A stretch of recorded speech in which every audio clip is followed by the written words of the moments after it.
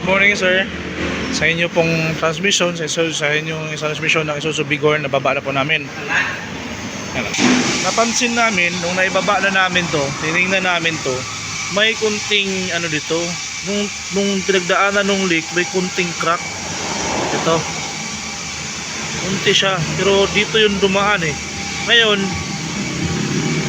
itong transmission mo, dadalhin namin to ng buo doon sa Mansin Shop para pa-advise namin kung anong magandang gagawin dito yung crack na yan, kung spatan lang ba.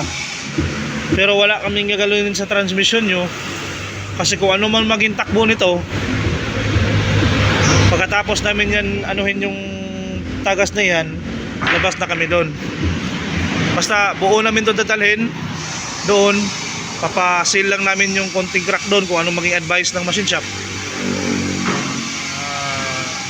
Tapos isampa namin ulit dito sa inyong sasakyan kung ano man maging takbo nito, kasi nga yung ATF mo ay sunog.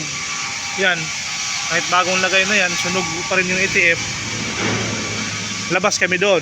Time yun na desisyonan mo na kung anong gagawin sa transmission nyo, rebuild ba o ano. Basta ito, buo ko nadalhin, wala kaming gagalawin. Dito lang ipagawa namin yung crack na yan. So, ito kami po ngayon sa machine shop ng Hernandez. Ngayon, ito yung chip mechanic nila dito. Pag ininangan natin to, puputok at puputok rin yan kasi hanggang loob yan ang crack niyan eh. Ngayon, pag dito sa labas pag may ATF naman na sa loob, hindi tatalab dito yung hinang natin kasi may tubig ang loob o may langis ang loob eh. Kailangan babaklasin talaga ito para ma-open siya. Kasi iinit din yan eh. Ngayon kung i-sliban naman natin, hindi naman natin maaabot yung crack. Pag in-sliban natin, puputok din to kasi nasaan ba yung pan mo, nasaan ba yung virgin mo. Ngayon kung ihang natin dito, maglalagay tayo ng sleeve dito naman tatagas yan. Diyan nga ang tagas. Oo, tatagas yan kasi hihipitan natin, puputok yan. Importante, mabaklas para mabalik sa original. Yan, pag inigpitan mo todo yan, puputok yan, bubuka to eh. Yan. Ibaklas to. Kailangan babaklasin ko buo. Ngayon, kung tanggalin yung laman. tatabahoy namin to, sayang din yan, pabalik-balik lang yan, hindi rin obra yan. Sayang ang trabaho natin dyan. Okay.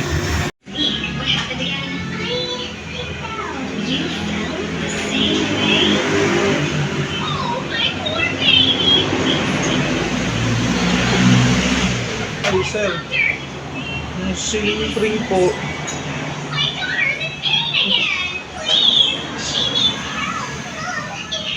yung ceiling ring dito, isa wala na, tapos yung isa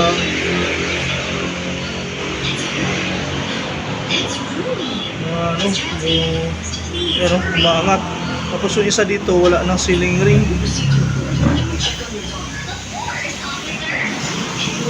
Ito, kaya ito nagka-kadag-kadag na dulos pressure, kulang na ceiling ring.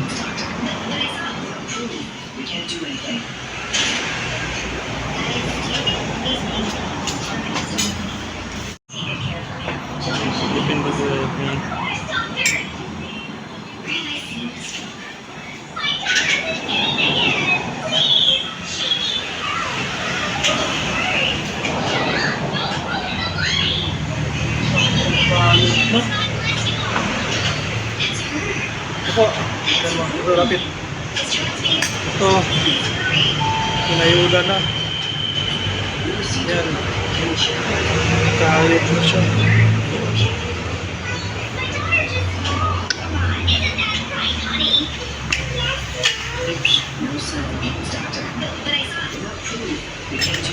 Natin yung post.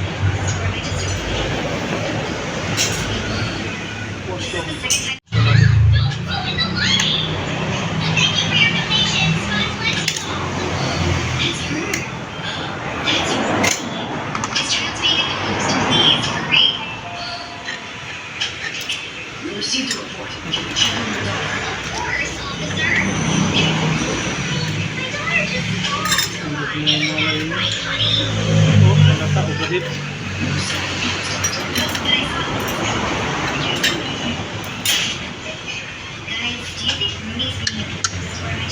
Sunod. Sunod. Lining niya. Yan. Sus, pud-pud na oh. Ubus na ang lining. Metal to metal na lang. Kaya may problema na talaga. Pud na. Oh, pud na, sunog pa. Ito talagang isa, grabe oh. Yan niyo po yun ah. Kasi ubos talaga lining niya. Ito po yan.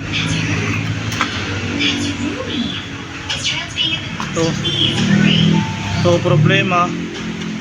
Kasi ito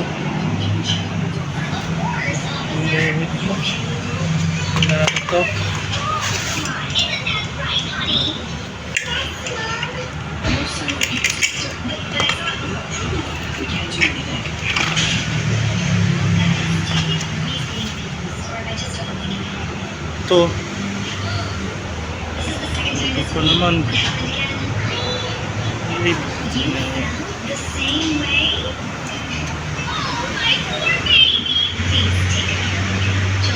grabe gustado ngayon. Pero okay pa to. Ito talaga grabe ang isa.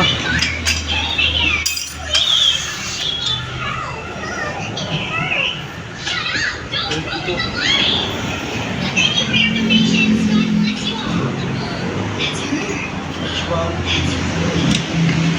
Push. Out. Clutch band. Okay naman ang clutch band. Ganda pa.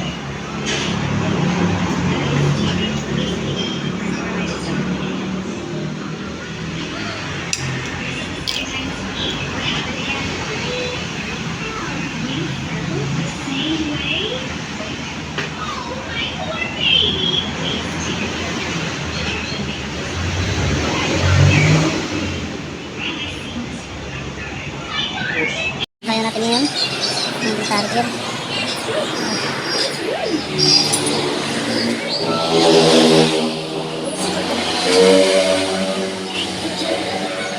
Ang siling ring.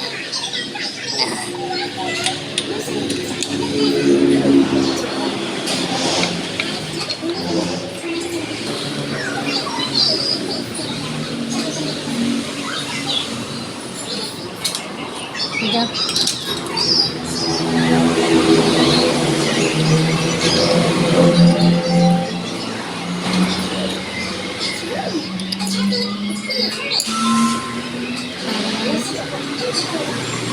Pud-pud ng lining niya.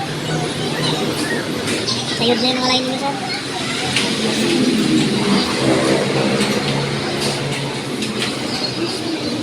Basta na.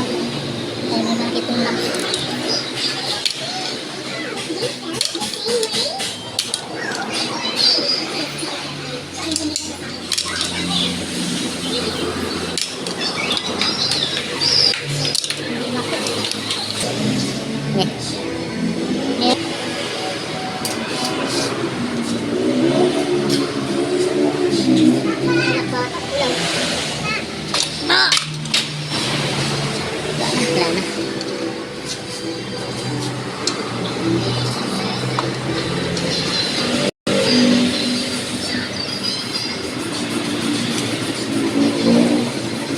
Itim, sunog. Oh, kaskas na rin yung mga ano. Oh, pudpud na. Ubus na talaga lining niya.